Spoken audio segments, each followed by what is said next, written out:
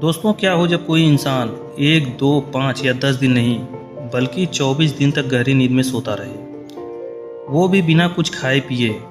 यकीनन उसका बचना मुश्किल है। लेकिन आज हम आपको ऐसे शख्स की कहानी बताने जा रहे हैं जो कि 24 दिन तक बिना खाए पिए गहरी नींद में सोता रहा, और वो भी जिंदा। वो कैसे जिंदा रहा, इसकी वजह जानकर भी आप हैरान रह जाएंगे। तो दोस्तों, चलिए सुनाते हैं आपको इस दिलचस्प कहानी को। हमारी आधुनिक दुनिया ने लगभग हर क्षेत्र में तेज गति से उन्नति की है।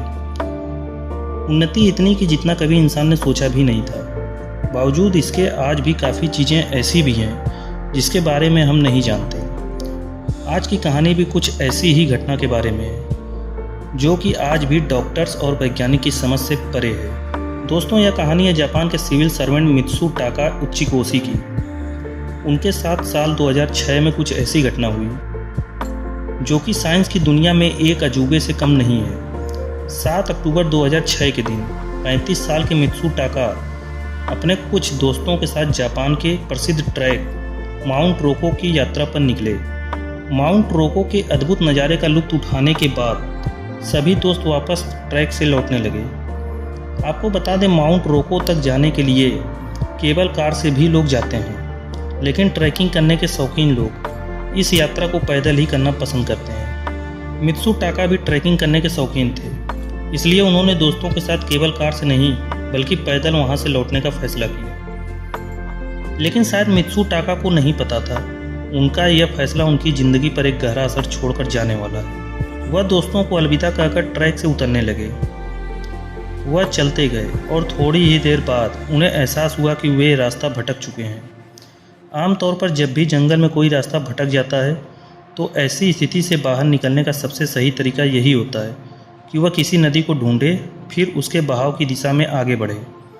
इससे दोस्तों ये होता है कि इसके आगे किसी बड़ी नदी या बस्ती मिलने की संभावना अधिक होती है। मित्सु टाका के दिमाग में भी यही आइडिया आया। उन्होंने नदी की तलाश करना शुरू कर दिया। उन्होंने जल्द ही नदी ढूंढ निकाली और उसके बहाव की दिशा में बढ़ने लगे।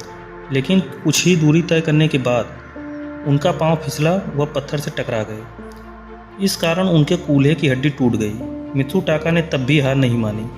रात हो चुकी थी और ठंड भी काफ़ी बढ़ रही थी। बावजूद इसके वह आगे बढ़ते गए। उनके पास बस थोड़ा सा पानी और एक सॉस का पैकेट था। इस थोड़े से सामान के साथ मित्सु टाका ने अपनी यात्रा को जारी रखा। अगला दिन आ गया, तब भी मित्सु टाका धीरे धीरे आगे बढ़ते गए।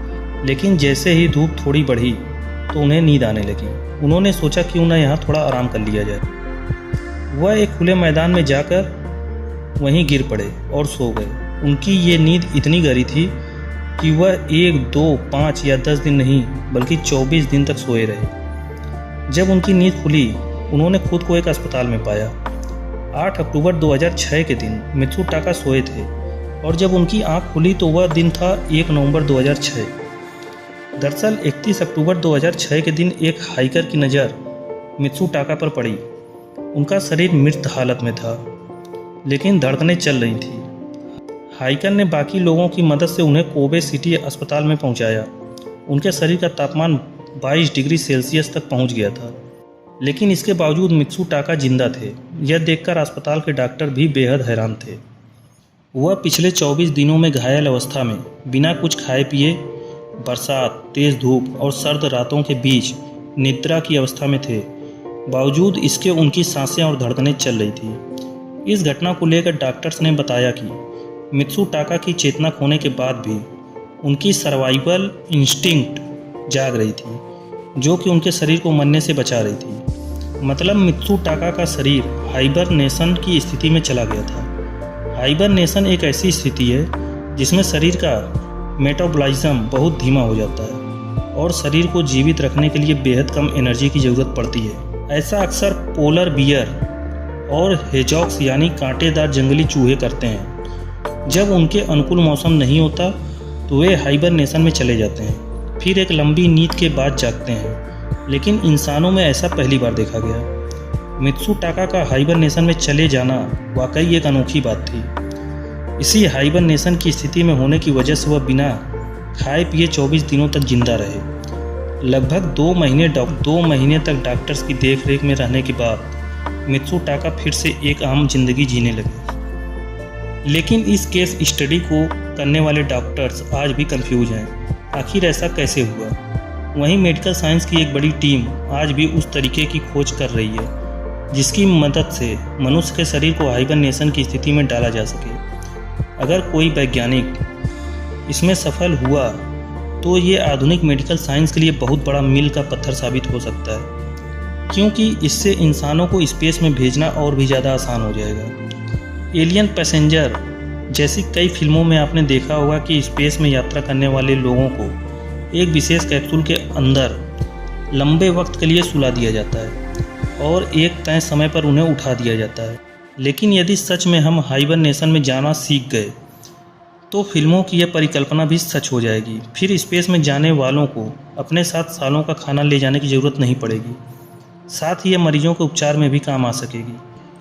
मान लीजिए किसी मरीज को किडनी ट्रांसप्लांट करवाने के लिए कोई डोनर नहीं मिल रहा है, तो इस केस में डॉक्टर्स मरीज को हाइबरनेशन में डाल सकेंगे, वो भी तब तक के लिए जब तक कि उसे कोई डोनर नहीं मिल जाता। द गार्जियन की एक रिपोर्ट के मुताबिक मित्सुटाका उच्चकोशी ने उनसे अपने एक्सपीरियंस को शेयर किया। मित्सुटाका ने बताया, रास्ता भटकने के बाद मैं एक पूरा दिन और रात चलता रहा। फिर दूसरे दिन मैं काफ़ी थक चुका था। धूप निकलते ही मुझे नींद आने लगी और मैं एक खुले मैदान में जाकर सो गया। वो मेरी अंतिम याद थी। उसके बाद मुझे क्या हुआ, मैं कहाँ था, ये मुझे कुछ भी याद नहीं। 1 नवंबर 2006 को जब मेरी नींद खुली तो मैं कोबे हॉस्पिटल में भर्ती था। तो दोस्तों, कैसी लगी आपको ये स्टोरी, हमें ज़रूर बताएं।